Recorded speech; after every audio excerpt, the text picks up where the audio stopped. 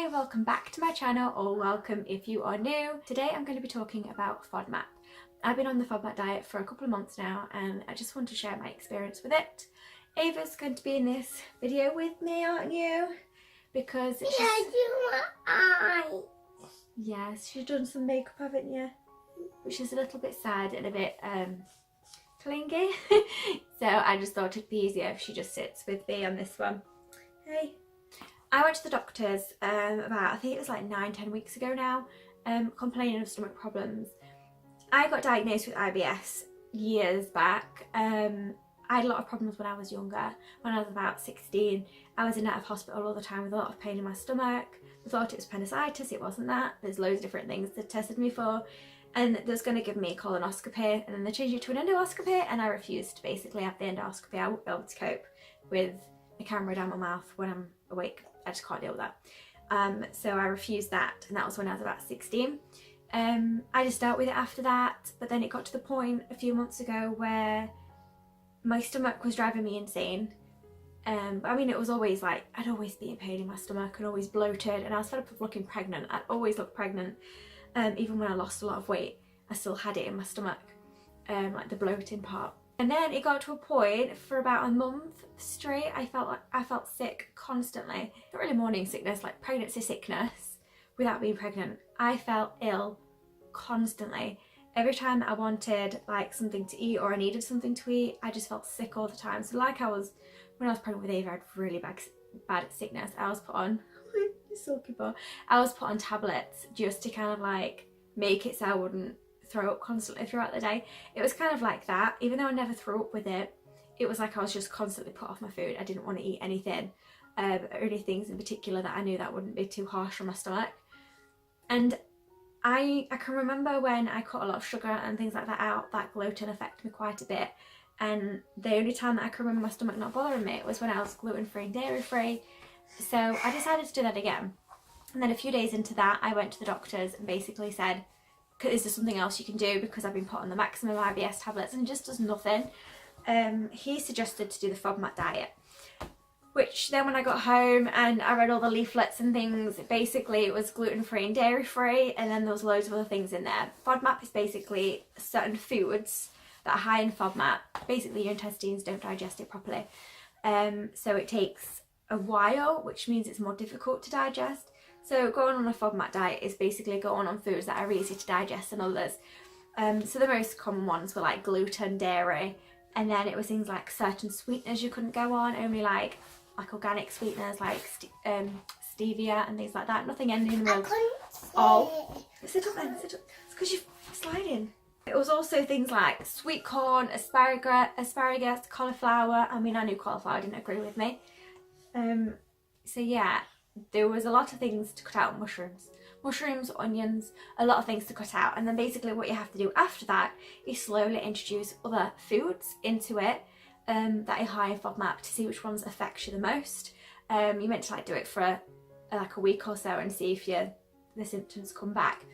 I kind of started doing this a little bit early because it's Christmas and I was like, I want some chocolate. I decided to have some dairy. It wasn't planned or anything, it was just basically the kids had some chocolate, they offered me one. I thought, well, one chocolate coin couldn't hurt. Yeah, that was a complete nightmare. I had the chocolate with the dairy in and it just didn't agree with me. I have really bad like rash and acne and all that on my back, well I used to, and my face wasn't always that great. I knew if I ate chocolate and sweet stuff, it'd usually make me come out in like spots and things. But when I ate that chocolate coin, I just started itching, and then I had massive rashes all over my back, and then I'd just be in agony for 3 days, and it was the worst. And I just like, no, I can't deal with that at all. And then obviously I'd left a couple more weeks, and then I'd had a little bit more like around Boxing Day and stuff, and no, I just couldn't deal with it. I had, I think, so Boxing Day the day after Boxing Day, and I'll see if I can get a picture and insert it. I've got psoriasis. I've always had it on my scalp. Now and again I'll get it like on the side of my arms, but never really on my face, and that's just massive flared up. I was like rashes where my skin was peeling everywhere. It's not been like that in a long time, and I've been looking after my skin, so it's not happened in a long time, and my skin just came out in that. So it was awful, and it wasn't just like itchy, it was painful. It literally felt like, you know when you have a blister and it pops and it's like sore? It felt like that, or it felt like I just burnt my face. I had a massive one right here, and then right here, and then up here, and then I started to develop it like on my neck and my chest, and then I had it all on my back, and it was so hard to kind of like do anything because I was constantly itching. I also introduced gluten as well, and that just had like the same effect on me. So thank you, baby. So yeah, I think I spoke to my husband about it, and I said to him, I think it might be beneficial if I just say gluten-free and dairy-free. Overall, the FODMAP diet did work, and it worked amazingly. My the bloating just completely went. I got told how much weight I look like I've lost when I barely lost anything. I think I lost like 2 pounds, 3 pounds within it all, but it's just the fact that I wasn't bloated constantly. I also learned a lot of things within that time. It wasn't smooth sailing at all. There were times where, even though I was eating properly, my stomach did still bother me, and there's times where it completely went the opposite way. You have got a little stomas. My form of IBS, and what happens when I kind of like allergic reactions, completely opposite to some people. A lot of people have bad diarrhea and stuff like that, but mine's completely opposite. It gets to the point where I don't go to the toilet very often at all, maybe once a week. It was really bad, and it was really affecting me. So there was a stage where my stomach got upset and went completely the opposite way, but I think that was down to my stomach trying to get used to it.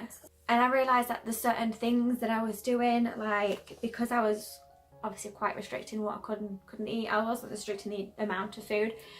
It got to a point where I'm kind of like a comfort eater, so at night time I'd overeat, but then if I'd overeat, I'd get really bad, like I felt sick, my stomach would be really bad, I need to go to the toilet all the time, and it would just drive me insane. And I realised it's because I was overeating and then completely like throwing my stomach off.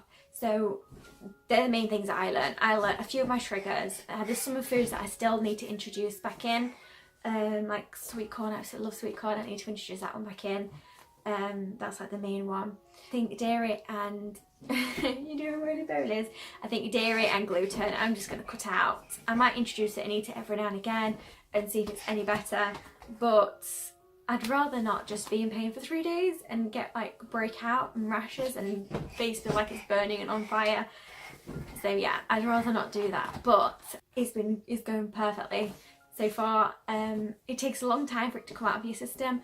So like I said, when I do eat the dairy and it does affect me, it takes like 3 or 4 days to actually get out of my system. There's certain things I've learned to substitute as well. So Costa, for example, I started drinking their Costa with soya. Like over Christmas, I loved the Black Forest hot chocolate, and I just asked them for soy milk with no cream or anything on top. Marshmallows are completely fine to eat.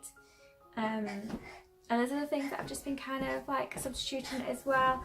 I don't really like milk, so I don't really drink a lot of that. I tend to drink like almond milk, but I found a new milk that Alpro do called cashew milk, and it's amazing. It's very difficult as well when you first start to figure out what foods you can and you cannot eat. I just downloaded the app, and basically you search what you want and it gave you 3 colours: green, orange and red. And basically green means it's okay, orange means it's got some FODMAPs in, and then red means do not, just completely avoid it. And obviously at the beginning I was just doing the reds, avoiding the reds and the ambers, and then I slightly introduced some of the ambers in there. If you've got any questions about the FODMAP diet at all, please just pop a comment down below and I'll get back to you as soon as I can. I'll also link the app as well if you're wanting to check that out, because it's really useful. But I hope you enjoyed this video. I try not to go into too much detail, but enough detail that you'd understand it. But yes, if you're new to my channel, don't forget to subscribe and give it a thumbs up if you've enjoyed this video. But I hope you have an amazing rest of the day, and I will see you all soon. Bye!